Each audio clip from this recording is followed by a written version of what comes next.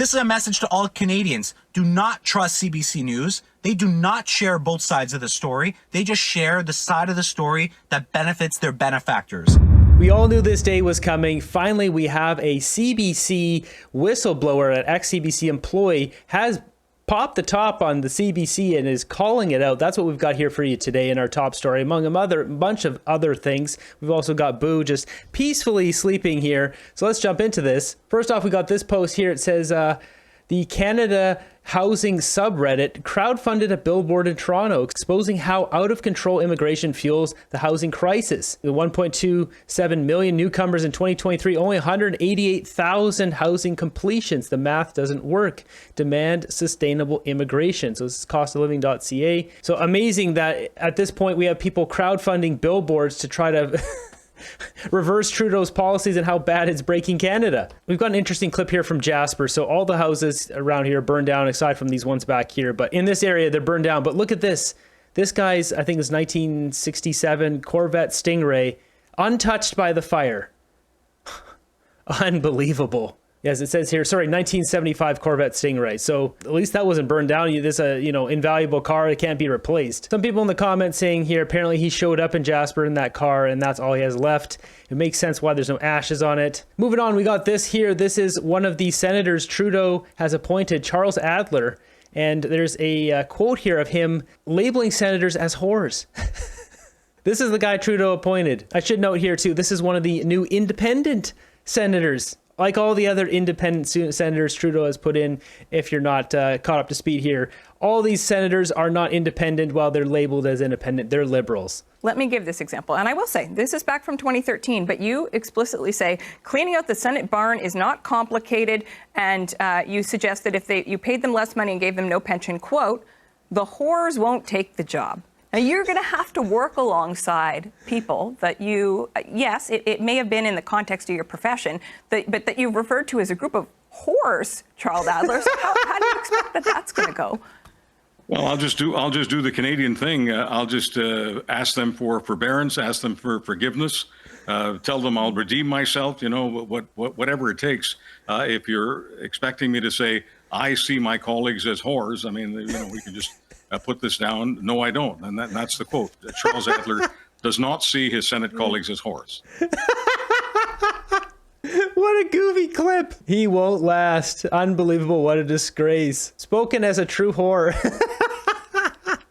Next up, we got a clip here of Jenna Sudds. This is Justin Trudeau's Minister of Families and Communities, or whatever it is. What this is a setup situation with the cameras. I don't know if this lady's an actor or if they just did a bunch of takes, got the right angle. It's so set up. It's embarrassing to watch.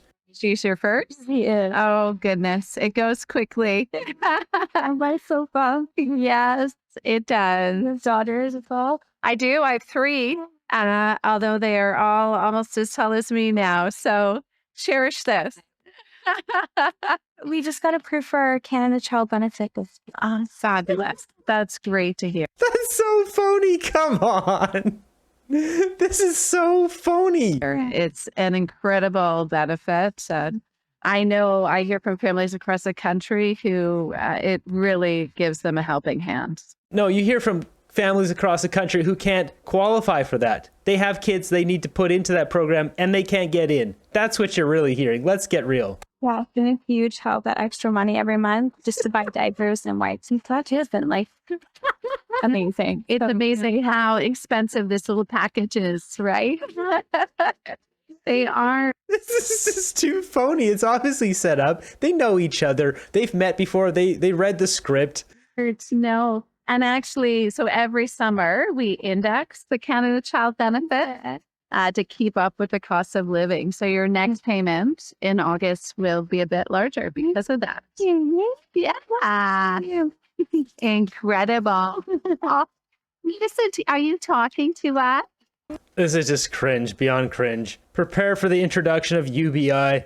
It will be an election issue. Yeah, I bet that's coming back, the UBI. I love the authenticity and grittiness of the shaky cam. Give that massively in-debt film school grad a raise to $20 an hour. It's not even subtle, is it? How mentally R-word is this target audience? Yeah, it's so phony and fake and set up. Next up, we got this here, the smoke and gun. The former CBC reporter Marianne Klowak admitted we betrayed the public. This is the CBC whistleblower just telling it as it is, how it is at the CBC. We betrayed the public. We broke their trust.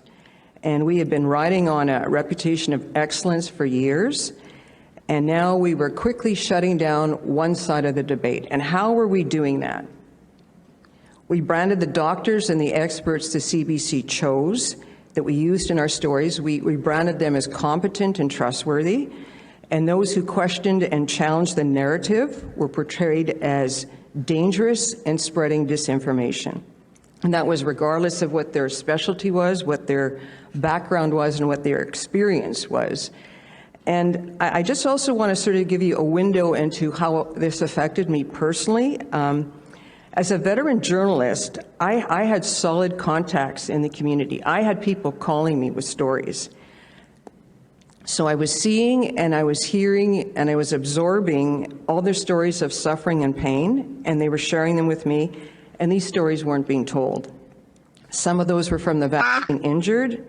Some were from people who had lost their job because of their vaccination status.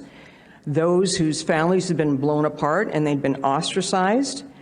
University students who were depressed over repeated lockdowns and mandates, and parents who were calling me that were agonizing on whether they should vaccinate their child or not. So all these stories were sitting inside of me. They were left with me, and I felt the crushing burden and the weight of their truth not being given a voice. And it affected my well-being because these people trusted me, and I felt I had failed them and I had let them down. It was like I had failed these people as a journalist to give voice to their truth. So I had witnessed in a very short time the collapse of journalism, news gathering, investigative reporting, and the way I saw it is that we were in fact pushing propaganda. And to define propaganda, it's information, ideas, opinions, or images that give one part of an argument, which are broadcast, published, in order to influence a person's opinion.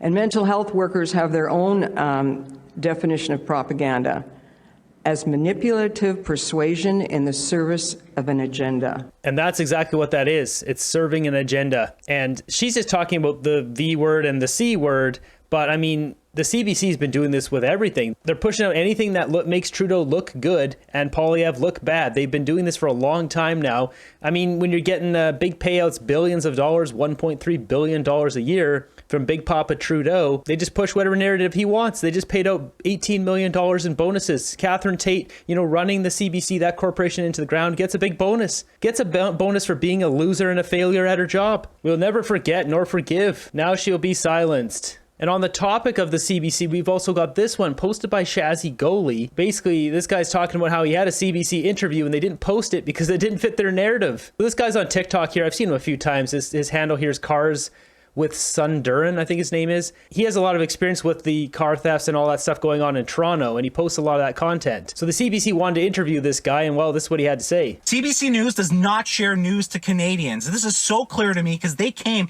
to interview me about the car theft situation that is happening across the country. They canned the interview. They did not release the interview because it did not fit the narrative that they were hoping to go ahead and spin to Canadians. You're going to ask me, well, what did you say, Sondra, in the interview? They asked me, what is the situation going on with car thefts? Here's the high level. And they canned the interview because of this. I told them, one, it's a failure of our government, our leadership team, the justice system that has allowed this to happen in the first place. Number one. Number two, we need to hold these leaders accountable because now Canadians feel like their communities are no longer safe. And there's stats to prove this. 50% year-over-year increase in car thefts in Ontario.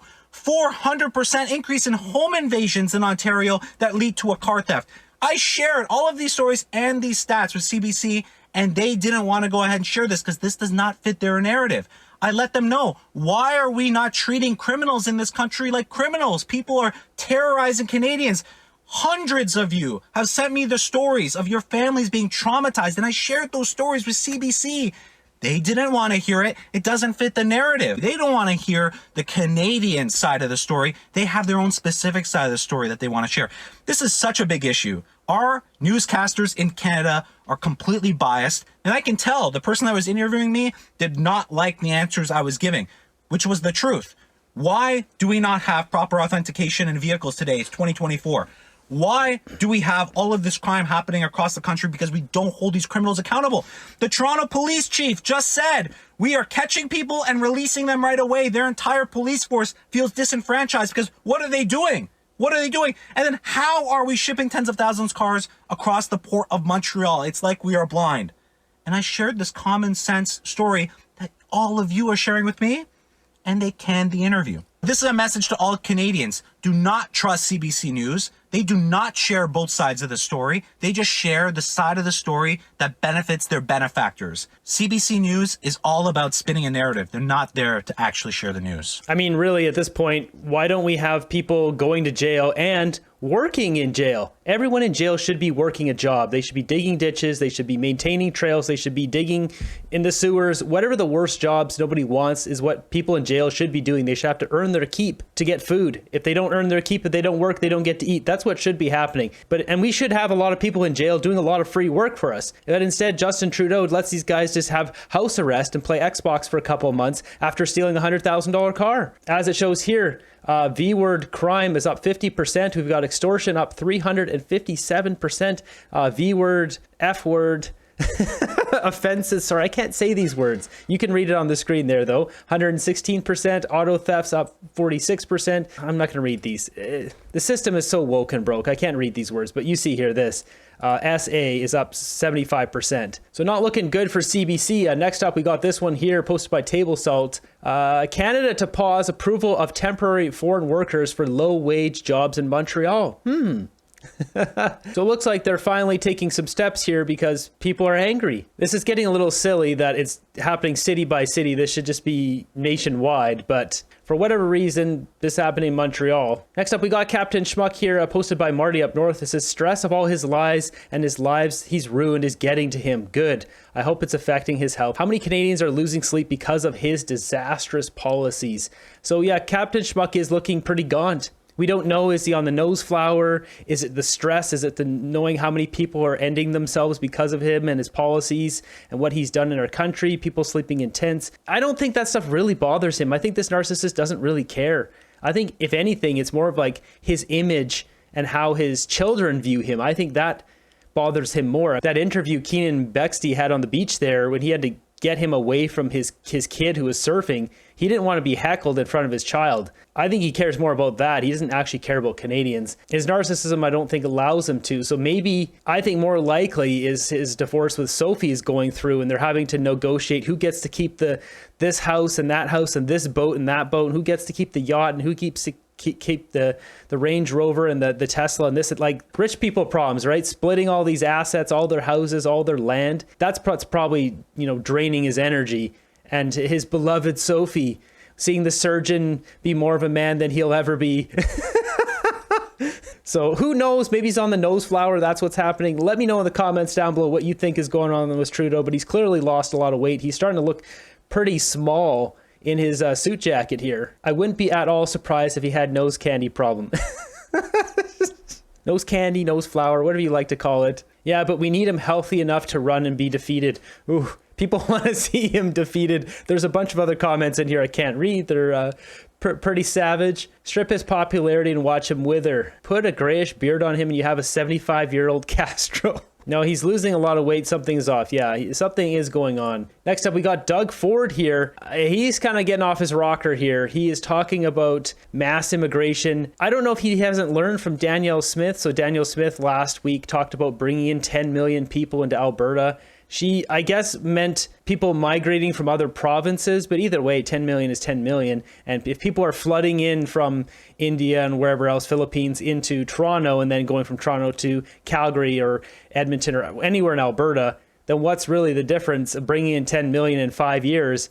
But she got a lot of backlash for saying she wants to bring in or increase Alberta's population to 10 million people in 5 years. And Doug Ford he's making the same problem right now. Ontario is growing faster than it ever has before. Some reports suggest that our population growth could be as high as 800,000 people. This kind of growth is explosive. People from across Canada, from around the world, are moving to Ontario, eager to be part of the thriving communities we're building, excited about the Ontario dream.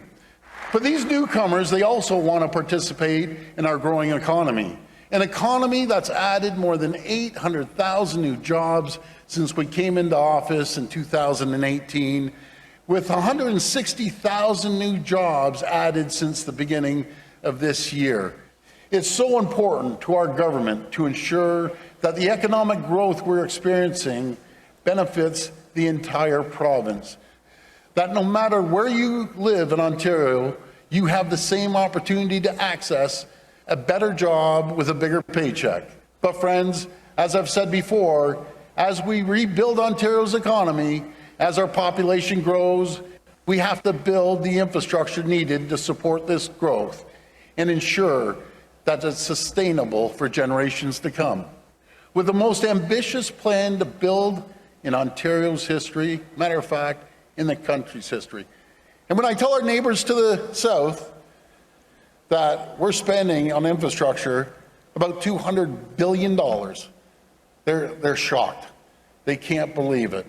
And when I tell them, with the collaboration of everyone here, that our revenues went when we went into office, I was walking into a bankrupt company, that's the way I look at it as a private sector person, revenues of $150 billion, and it's now $214 billion, and increased $64 billion during a pandemic.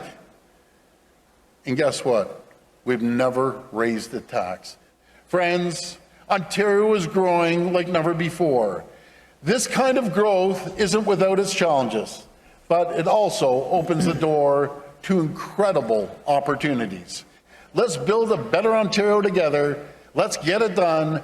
Thank you again for inviting me to speak today, and may God bless the people of Ontario. Yeah, I don't know, man. People are not really happy about the amount of people coming in. So talking about 800,000, I'm assuming he's saying that yearly, you're going to have to spend a lot on infrastructure and housing for a decade beforehand before you can even bring that many people in. We all know this because everything's breaking right now. I don't know what's with these politicians right now. I mean, Daniel Smith, Doug Ford, they're a little tone deaf to what Canadians want. Canadians don't want a million plus 1.5 million people coming from mostly India and Philippines flooding into our country when we have no houses for them. That's what Canadians want. They want things to go back to what it was, and really we need to go down to zero immigration to clean up this mess first. So I don't know why they're taking this approach. As it says here, WF talking points. I mean, it sounds like it. So you do you, Dougie. I don't think you're getting a lot of support saying this kind of stuff. People want Canada how it used to be, where food was cheap, housing was cheap, life was good. Life is not good anymore. Life is a disaster in Canada. This image, I've seen this before. Is this a real Trudeau image? This is way too close. Ontario Conservatives are going to want to get rid of this clown before the next election. Yeah, I mean, Danielle Smith has really rocked the boat too with the Conservative Party there.